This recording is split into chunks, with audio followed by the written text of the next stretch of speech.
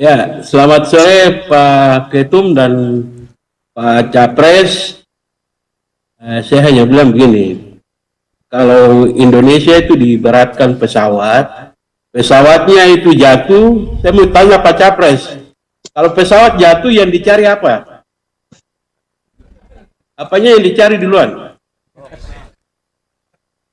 Kotak hitam lah ya. Black box kan? Ah. Kotak hitam.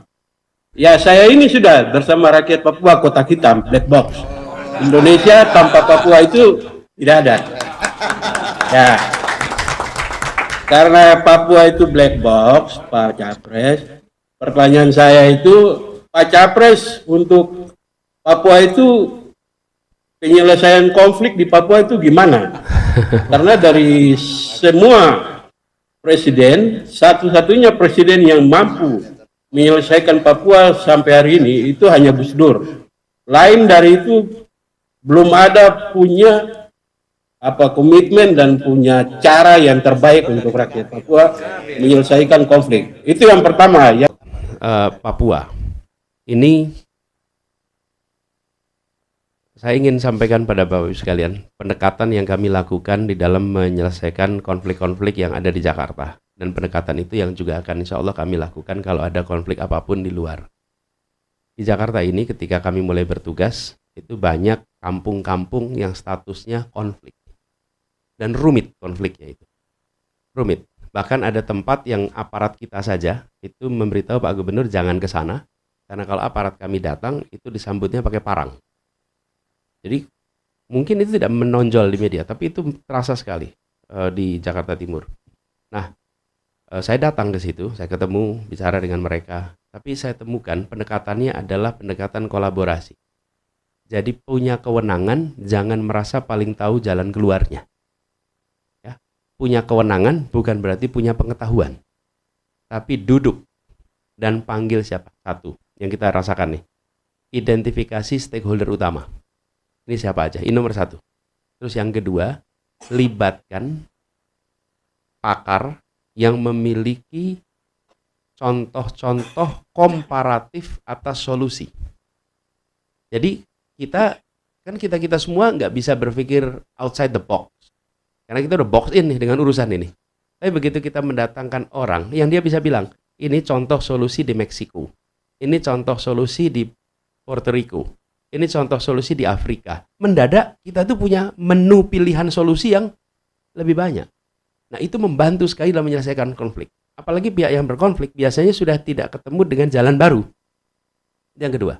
Yang ketiga adalah unsur negara sebagai partisipan, bukan sebagai fasilitator. Terus yang keempat, fasilitator percakapan. Jadi stakeholdernya, comparative expertnya, kemudian negara, lalu di situ ada namanya fasilitator yang fasilitasi tiga pihak ini untuk berunding mencari jalan bersama. Nah, saya melihat approach ini yang mungkin harus kita lakukan sama-sama. Sehingga kita akan bisa muncul dengan solusi-solusi yang sesuai dengan kebutuhan yang ada di sana.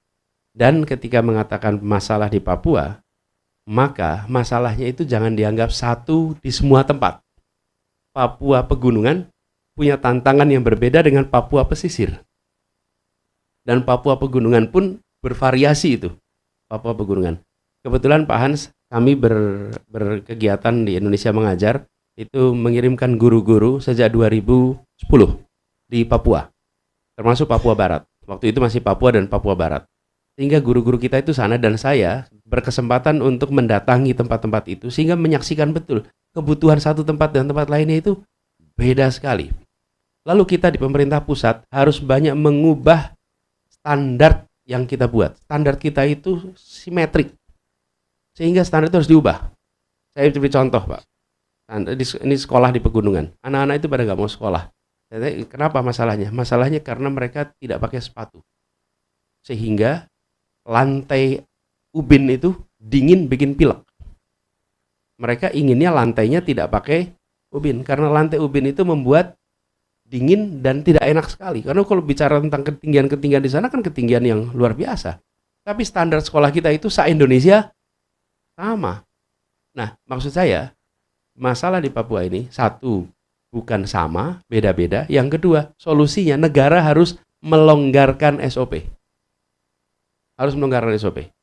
Kalau negara melonggarkan SOP pada semua standar, maka itu akan bisa dibuat sesuai dengan kebutuhan yang ada di sana. Begitu ya, Pak Hans?